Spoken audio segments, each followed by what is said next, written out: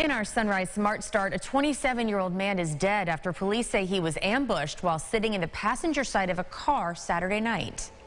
In that car with him were two kids in the back seat, ages 7 and 8. Neither of them were physically hurt. In their investigation, police say the ambush occurred around 10:30 that night as the car was pulling into a driveway along Norton Street. Staying on Norton Street, a man in his 30s is recovering in the hospital after being shot there last night. We're told he is expected to survive. In their investigation, police tell us they believe the shooting happened on Norton Street near Joseph Avenue in the city. There are no suspects in custody for this shooting or the fatal one from Saturday. As the investigation for these separate incidents continue, they ask anyone with information to call 911.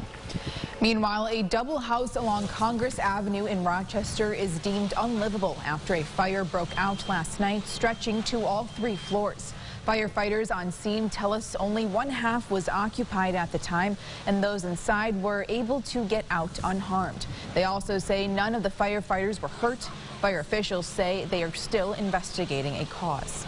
Well, it is really important to know how children are learning and progressing as they maneuver through their younger years. The annual report of the Rochester Early Childhood Assessment Partnership shows just that. News 8's Jatira Marsh joins us in studio to share with us the data in this year's report. Jatira, good morning. Amel, Casey, good morning. The Children's Institute, in partnership with Rochester City School District Office of Early Childhood, has released the 25th annual report of the Rochester Early Childhood Assessment Partnership. The report shows the quality and outcome for children in their early learning setting in pre-K throughout the city of Rochester. This past year was comprised of 2,600 children in over 54 sites and 180 classrooms. Kindergarten readiness among pre-K students in Rochester has dropped 43.6%, and attendance was lower as only 15.1% of 4-year-old pre-K students attended 90% or more days of school. Executive Director of Children's Institute Anne-Marie White says the drop in numbers may stem from daily family stressors and pandemic-related fatigue. She suggests families incorporate playtime. What we really want to still encourage, again, is that understanding of the power of play. And for families, whether or not they're in the program or they're home themselves, that really so much learning for children happens through the play, and that while you may be looking at a classroom and it may look like children are playing, also know that children are learning. White says the data allows not only schools but also families to stay on top of what the challenges are and what the immediate need for adjustments are. Casey, Amel? Jatira, thank you. According to White, this program began in 1997. All right, let's check in now with meteorologist James Gilbert for a look at today's forecast. James, there are some flakes flying this morning. Yes, the cameras are showing an interesting picture right now over Rochester, a couple areas north of there. Snow flying in this camera here. You can see that up in Rondequoit, Greece, Charlotte area, dealing with the flakes flying. That's going to be a case for a lot along 104 and along Lake Ontario. State Parkway, getting some snow showers. But note the temperatures, 33 degrees. We're right on the edge. So a lot of that snow not doing a good job sticking. That's a good sign for your morning commute. Otherwise, though, tonight we drop into the 20s. There's a good chance we see some accumulating snow later in the week. We'll highlight that day at the end of the show. Casey, Mel, back to you. All right, James, thank you. Taking one last look at the roads this morning in Sunrise. We're still tracking that accident in Rochester on Mount Read Boulevard, northbound, southbound at J Street. Otherwise, things are looking good out there this morning. 390, 490, 590 are moving on time. But as James says, it is a little wet out there and the roads could be slick, so be careful.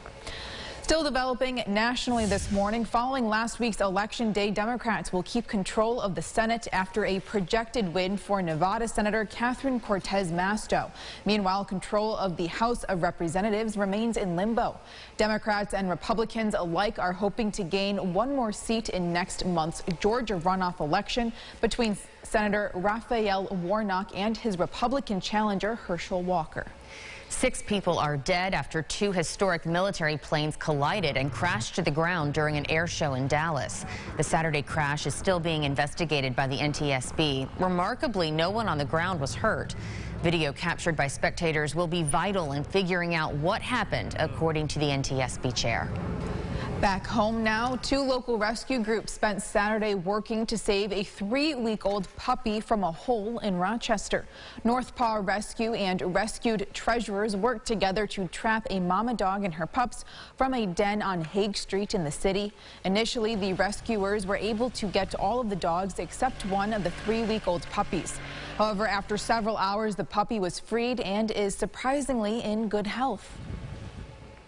This little angel is the holdout, and she's got a cute little face, and she caused quite a bit of drama. But I think most importantly, she caused a whole lot of people to come together, some that knew each other and some that were perfect strangers, to just get this puppy out of a hole. She was in about 7 feet deep. We tied a little nugget of food to their camera, and she kept following the camera out of the hole to the point where finally somebody could grab her. This adorable little family of pups will be housed at North Paw Rescue until they find their forever homes. Hamilton had its final performance at the Rochester Broadway Theater League this weekend. Throughout its 2-week run at the theater, the show has been raising money for Broadway Cares' National Red Bucket fundraising campaign, with many of the proceeds going to Trillium Health right here in Rochester. The Red Bucket campaign raises money to provide meals, medication, and other assistance to those living with HIV. And Trillium Health says the campaign has been partnering with them since the 1990s. This is happening right here in Rochester, New York, and the money being raised by Broadway Cares comes to us on a regular basis. So yeah, it also heightens awareness of Trillium Health and keeps the HIV problem in front of people.